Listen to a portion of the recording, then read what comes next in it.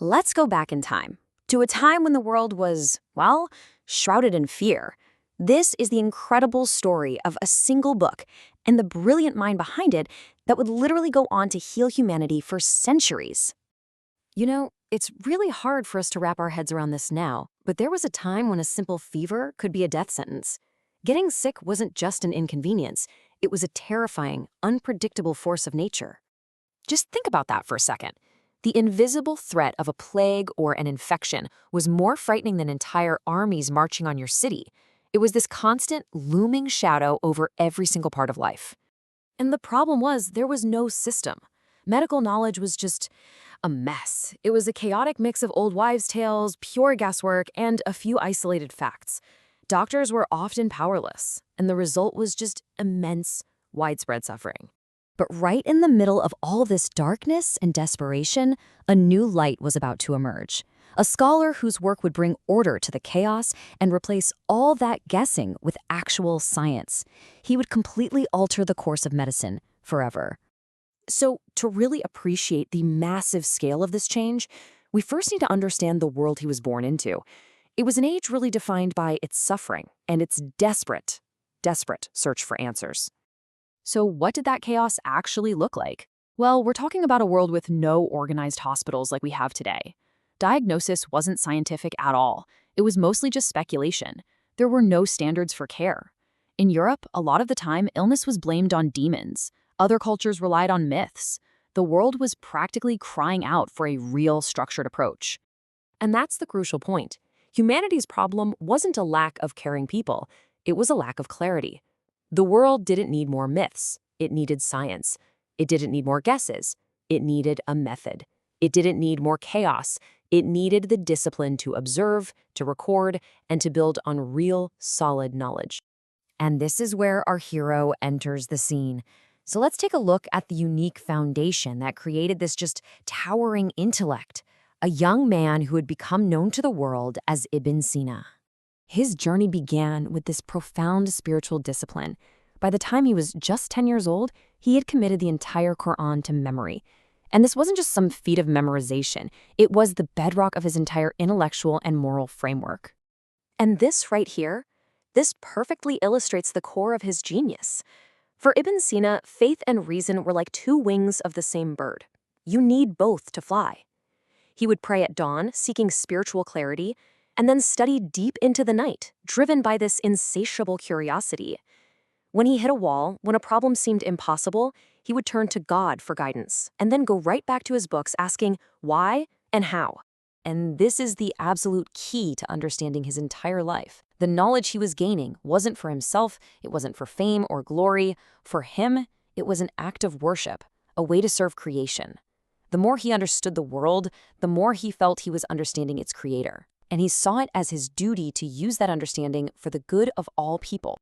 Okay, now we get to a huge turning point in his life, a challenge that would test everything he had learned and set him on a path to change the world forever. So picture the scene. A powerful king is on his deathbed. The most famous physicians in the entire land have tried everything, and they've all failed. They've given up hope. And then this young scholar, not yet famous, but armed with his unique approach, steps forward to take on the impossible case. So how did he succeed where everyone else failed? Simple. His method was this scientific process in action. He didn't guess, he observed. He didn't consult myths and superstitions, he used logic and reason, connecting the symptoms to their actual source. And this is so important, he didn't just try to soothe the signs of the illness, he went after the root cause. So after he miraculously cures the king, he's offered anything he wants: wealth, power, a life of ease. But he only asked for one thing: access to the royal library, which was one of the greatest collections of knowledge on earth. His reward wasn't luxury, it was the chance to learn more so he could give more. And from all those countless nights spent in that library, poring over ancient scrolls and connecting the dots, came his masterpiece. The solution to so much of the world's suffering was finally taking shape. Now, this wasn't just another book. No way. The canon of medicine was a revolution. It was a complete, logically organized encyclopedia of pretty much all existing medical knowledge. It systematically covered anatomy, pharmacology, identifying hundreds of medicines. It even laid out principles for clinical trials and evidence-based medicine, ideas that were centuries ahead of their time. It replaced total chaos with a clear, logical order. And the impact? It was just staggering.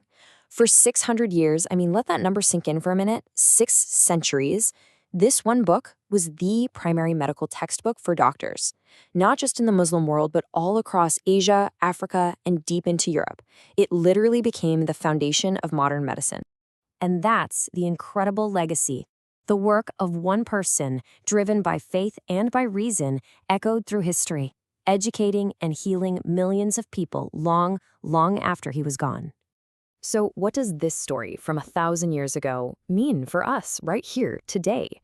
Let's distill the core lesson from Ibn Sina's life, because it's all about building a legacy of service. This right here captures that essential balance that Ibn Sina lived by.